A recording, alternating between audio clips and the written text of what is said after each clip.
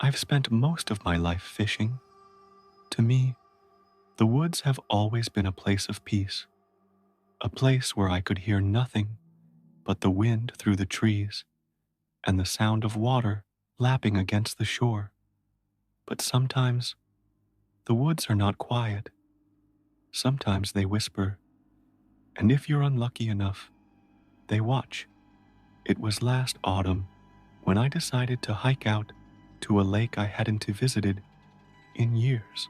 I remembered it from my childhood, secluded, tucked away deep in the forest, with a narrow path leading down from an old dirt road. I thought it would be the perfect place to spend a Saturday morning, just me, my fishing rod, and the crisp air of October. By the time I arrived, the forest was wrapped in fog. At first, I didn't mind. Fog had always given the woods a kind of beauty, a dreamlike haze. But as I stood there, unloading my gear, I noticed how dense it was. I couldn't see more than 20 feet in front of me. The trees faded into pale silhouettes, their branches twisting like skeletal fingers. Still, I pressed on. The trail down to the lake felt narrower than I remembered. Each step crunched against wet leaves, and the silence was strange, too heavy, as if the fog was swallowing every sound. I should have turned back, but I kept going, telling myself it was just fog, just weather. When I reached the lake, it was almost invisible. The fog clung to the surface so thickly that the water looked like a sheet of pale smoke. I set my gear down on the bank, found a log to sit on, and cast my line into the silence. Minutes passed. I don't know how many. The stillness was absolute, and I started to feel uneasy.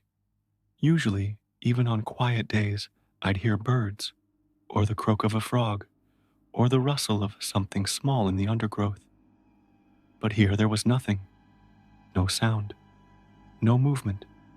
Just fog. Then I heard it. A splash. It was faint, distant, but clear. Something had broken the surface of the water. I gripped my rod, leaning forward, trying to see through the fog. At first, I thought maybe it was a fish, but then I heard it again. Closer this time. Splash, and again, like footsteps in the water. My skin prickled. I told myself it had to be an animal, a deer, maybe. But the splashes kept coming, steady, deliberate, like someone walking slowly through the lake. I squinted, but the fog was too thick. Then, out of the corner of my eye, I saw movement on the shoreline across from me. A figure. At first, it looked like just another fisherman, standing still among the trees. But as the fog shifted, I realized something was wrong. The figure was tall, too tall. Its arms hung strangely low, its posture rigid, unnatural. It didn't move. It just stood there, watching. I froze. My rod slipped slightly in my hands. I blinked, and for a moment, the figure was gone. The fog swallowed it. I thought maybe I'd imagined it.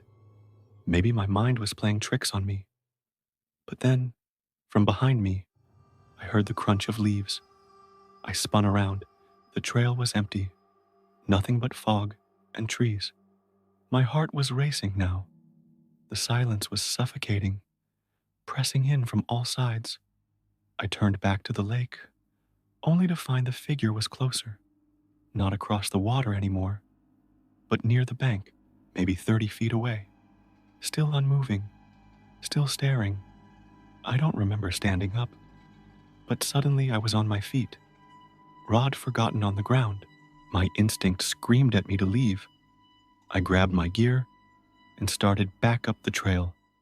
My footsteps felt unbearably loud against the leaves. The fog grew thicker the further I went, and every time I glanced back, I swore I saw a shadow between the trees. A tall figure, keeping its distance, following. My pace quickened. I could barely see the path now. The fog pressed against my face like a damp cloth, and the forest felt endless. I tried to focus on the memory of where the dirt road was, but everything looked the same. Trees, fog, shadows. Then I heard it again. Footsteps. Behind me. Slow, deliberate, matching my pace. I broke into a run, crashing through branches, nearly tripping over roots. My lungs burned, and the cold air stabbed my throat. But I didn't stop.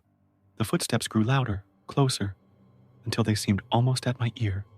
And then, silence. I stopped, panting, chest heaving, listening. Nothing, just the fog. I turned slowly, terrified of what I might see. But the trail behind me was empty, only the pale, suffocating mist curling between the trees. I don't remember the rest of the run. Somehow I stumbled onto the dirt road, nearly collapsing against the hood of my car. My hands shook so violently I could barely fit the key into the lock. When I finally got inside and slammed the door shut, I didn't look back. I drove away as fast as I could, the fog fading in my rearview mirror. That was last autumn. And yet, sometimes, when the weather turns cold and the fog rolls in, I feel it again. The same silence, the same weight pressing down on me. And sometimes, when I'm out fishing, alone on the bank, I swear I can see a shape in the mist. Tall, still, watching.